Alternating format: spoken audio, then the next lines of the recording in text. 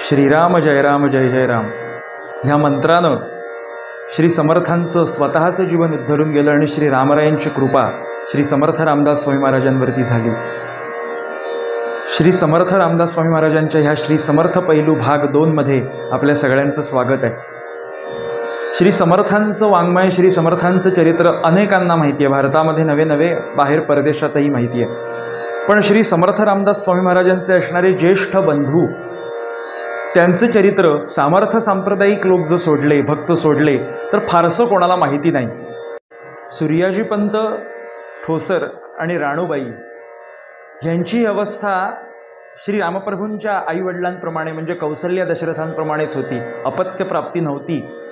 सर्व उपवास, नवस, घरामध्ये भगवद्गीता, हरिपाठ, गायत्री मंत्र, सूर्याची उपासना म्हणजेच आदित्य हृदय स्तोत्राचे पाठ हे दररोज सूर्याजी पंत ठोसर करत होते। पण जोपर्यंत स्त्रीला मूल होत नाही, बरं का, जोपर्यंत आई पण सिद्ध होत नाही, समाज हा 450-400 वर्षापूर्वीची ही गोष्ट आहे साधारण श्रोते हो। त्यामुळे एका गुजगावी सरिता पूजन करण्याकरता आपल्या एका सखीसोबत राणूबाई गेले आहेत आणि राणूबाईंनी त्या गंगेचं पूजन करत असताना, सरिता पूजन करत असताना गंगेला नवस केलाय, गंगे तुझं मनापासून मी पूजन केलंय, तुझ्या कृपेनं जर पुत्र मला झाला ना तर त्याचं नाव मी गंगाधर असं ठेवेन।